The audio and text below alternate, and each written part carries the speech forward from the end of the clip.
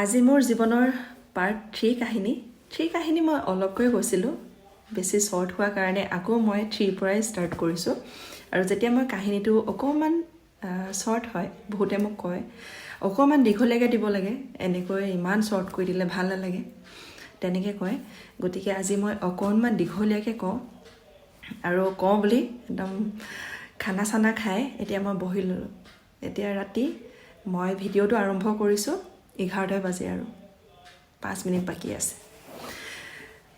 মই ক্লাছ যেতিয়া মই 5লৈ পাইছিলোঁ মোৰ আপা নিচাই বহুতে বুজি নাপাব পাৰে জেঠাই মা বায়েক মোক শিৱসাগৰৰ পৰা লৈ আহিছিলে দেৰগাঁও মই আহিছিলোঁ যেতিয়া গুচি আহিলোঁ মায়ে বহুত কান্দিছে কান্দিবই আৰু যিহেতু নেকি অকলশৰীয়া হৈ যাব অকলে থাকিব লাগিব তেনেকৈ মা ঘৰত অকলে থাকিলে আৰু তেনেকৈ ইমানো অকলশৰীয়া নহয় লগত দাদা আছিলে আৰু দাদা মোতকৈ 2 বছৰ ডাঙৰ দাদা আৰু মা আছিলে দাদা 7ত আছিলে মই যেতিয়া 5লৈ পাইছিলোঁ সি 7লৈ পাইছিলে মাৰ লগতে থাকিলে মায়ে তেনেকৈ কষ্ট কৰি তেনেকৈ সিও নিজে কষ্ট কৰিলে সৰুৰ পৰা সিও নিজৰ লগত নিজে ষ্ট্ৰাগল নিজে বহুতখিনি কৰিলে এতিয়া তাৰ বয়সৰ ল'ৰাবিলাকক দেখি থাকোঁ বহুত বেয়া হৈ গ'ল কোনোবা জেলত গুচি গ'ল জীৱনভৰ কাৰণে কোনোবা কিবা হৈ গ'ল কোনোবাই মদ খাই নিজে কোনোবাই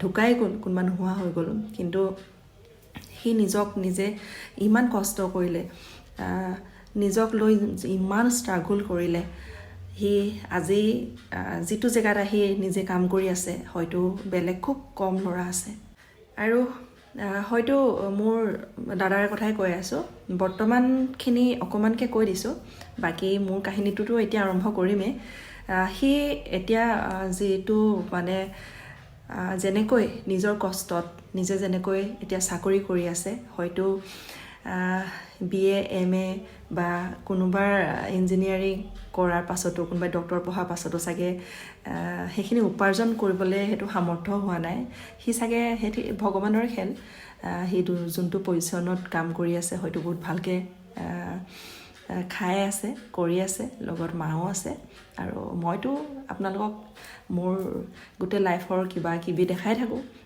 কেনেকৈ মই কি কৰি থাকোঁ দেখিয়ে থাকে আপোনালোকে প্ৰায়বিলাকে কিন্তু মই তাক লৈ অলপ ক'লোঁ গতিকে সেইটোক লৈ মানে যেতিয়া গাঁওখনত যাওঁ ল'ৰাবিলাক যেতিয়া বৰবাদ হৈ যায় তেতিয়া মানে নিজক প্ৰাউড ফিল কৰোঁ নিজৰ ঘৰৰ মানুহকেইটাক আচলতে সেইখিনি কষ্ট পালোঁ কাৰণে চাগে আমি এইখিনি শিক্ষা পালোঁ আচলতে যেতিয়া বেলেগ ল'ৰা ছোৱালীবোৰ দেখোঁ নিজৰ ঘৰৰ দাদা হওক বা নিজক নিজে প্ৰাউড ফিল কৰোঁ আচলতে সেইটো কৰিব লাগে বেলেগে বেয়া পোৱা কামটো আমি কৰা নাই আমাৰ কাৰণে কোনো সমাজ বেয়া হোৱা নাই নহয় জানো বাকী বাদ দিছোঁ মই ক্লাছ 5ত গুচি আহিলোঁ দেৰগাঁও 5, 6, 7 থাকিলোঁ তাতে যিমান যি হ'লেও নিজৰ মাজনীকটো মনত পৰিবই মা গৈ থাকে মাজে মাজে দেৰগাঁৱত আৰু জানেই চাগে সকলোৱে লোকৰ ঘৰত থাকিলে নিজৰ ঘৰৰ লাগিলে নিমখ ভাতেই হওক সেইটোতো কেতিয়াও হ'ব নোৱাৰে বাকী ইমানখিনি নকওঁ বাৰু লোকৰ অন্তৰতো ইমান দুখ নিদিওঁ সেইটো মোৰ দুখ দিয়া অধিকাৰ নাই আৰু মই মানুহক ইমান ৰাফলি ইমান আগতে কৈছিলোঁ আজিকালি ইমান নকওঁ ভয় লাগে হাও বোলা বস্তুটো এটা কথা কয় ভুলৰ মাফ আছে কিন্তু পাপৰ কেতিয়াও মাফ নাই তাতে থাকিলোঁ আৰু এটা কথা কওঁ ল'ৰা ছোৱালী জন্ম দিলে কেতিয়াও যোনেই নহওক মমায়েকৰ ঘৰত বা মাহীয়েকৰ ঘৰত বা জেঠাইকৰ ঘৰত কেতিয়াও লোকৰ ঘৰত দি নিদিব যে লাগিলে নিজে নিমখ ভাত খাওক তেহেঁতকো খুৱাওক সেইটো বৰ যোনে থাকে গম পায় সেইটো বহুত বেছি কষ্টকৰ হয় আৰু বহুত ভয়ানক হয় যিমান যি হ'লেও নিজৰ তেজ থাকিব পাৰে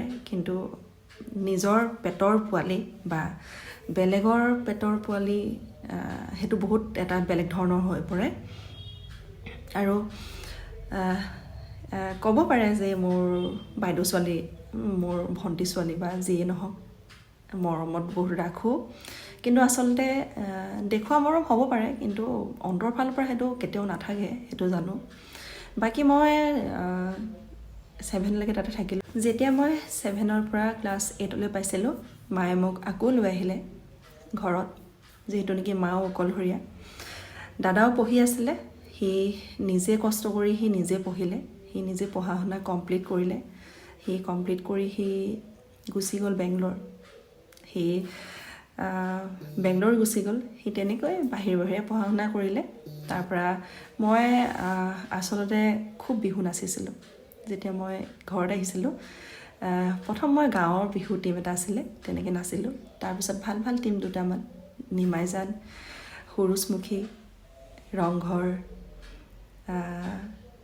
চেৰেকাবা, সৰুচমুখী, সেইবিলাকত বহুত প্ৰগ্ৰেম কৰিলোঁ। খুব বিহু নাচোঁ আৰু বিহু নচাৰ উদ্দেশ্য আছিলে মোৰ নাচি খুব ভাল পাওঁ আৰু লগতে পইচাও পাওঁ। সেইটো মিছা কৰি লাভ নাই। আগতে যিহেতু নেকি অভাৱ আছিলে, পইচাৰ পিছতো দৌৰিছিলোঁ, তাৰ লগতে নাচিছিলোঁ। আৰু মই যেনেকৈ বিহু প্ৰগ্ৰেম কৰি গুৱাহাটী হওক, য'তেই নহওক, যোনবিলাক জেগাত ঘূৰি ফুৰোঁ, তিনিচুকীয়া, ডিব্ৰুগড়, মাৰ্ঘেৰিটা, মাকুম, যোনেই নহওক, লগত মাক লৈ যাওঁ আৰু মা লগত থাকেই। আৰু খুব বিহু বুলি আছিলোঁ।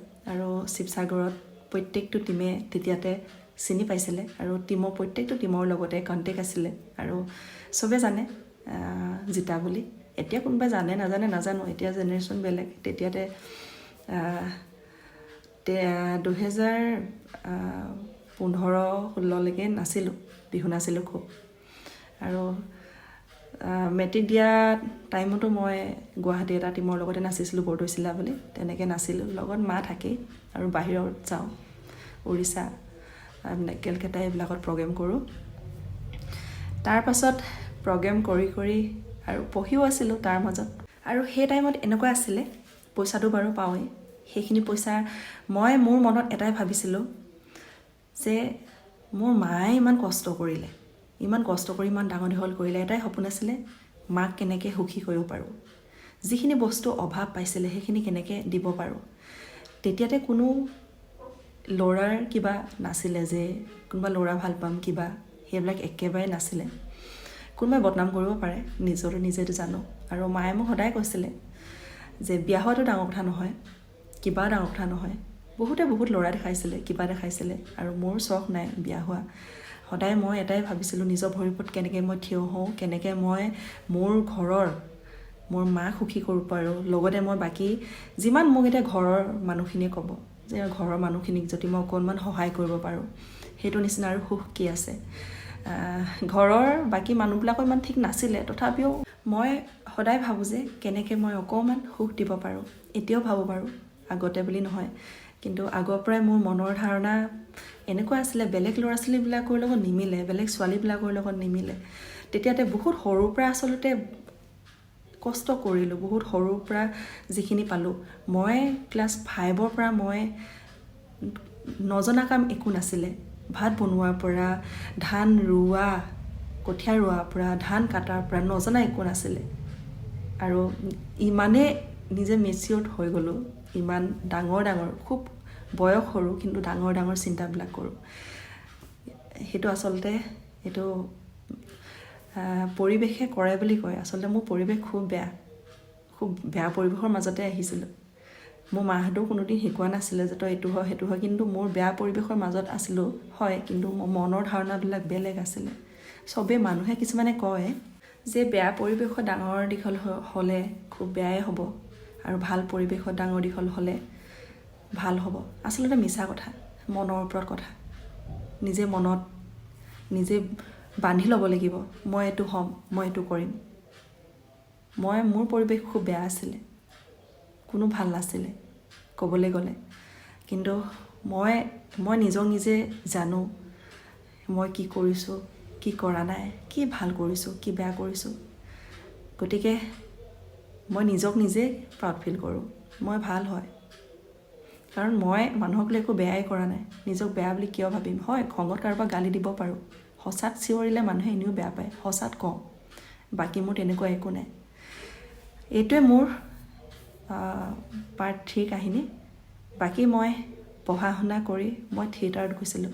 বাকী থিয়েটাৰত যোৱা কাহিনী, পাছৰখিনি কাহিনী কৈ আছোঁ। আৰু থিয়েটাৰত থকা এবছৰ পিছত শংকৰদেৱ থিয়েটাৰত আছিলোঁ, আমাৰ কুজিবালি, শিৱসাগৰৰ হয়। আৰু সেইখন থিয়েটাৰ থকাৰ পিছত মই গুৱাহাটী আহিলোঁ। তাৰ বাকী কাহিনীখিনি মই পিছত ক'ম, আৰু বৰ্তমান এইখিনিয়ে ক'লোঁ। আৰু আপোনালোকে যদি ভাল পায় তেনেহ'লে জনাব, তাৰ বাকীখিনি ক'ম। আৰু নিজক লৈ সদায় ভালটো চিন্তা কৰোঁ। মই নিজক বুলি নহয়, সকলোক লৈ ভালেই চিন্তা কৰোঁ যে সকলো ভালকৈ থাকক, কুশলে থাকক, কাৰো লগত একো বেয়া নহওক। আৰু মই এনেকুৱা ধৰণৰ মানুহ, মই মানুহৰ বেয়াটো চাব নোৱাৰোঁ। কোনোবাই যদি কষ্ট পাইছে মই তাত থাকিব নোৱাৰোঁ, মই দুখ সহ্য কৰিব নোৱাৰোঁ। নাজানো, ভগৱানে যদি বহুত এখিনি দিলে হয় ন, মই চাগে সেইখিনি মানুহৰ লগতে থাকিলোঁ হয়। আজি মোৰ নাই, তথাপিও মই এনেকুৱা মানুহ। মই ৰিক্সা ভাড়ালৈ যাওঁ, বেলেগ কোনোবা খোজনীয়া মানুহ পালে দি দিওঁ, মই নিজে খোজকাঢ়ি যোৱা মানুহ। বাকী মই কি ক'ম আৰু, মই বেলেগকৈ কাকো একো বুজাব নোৱাৰোঁ।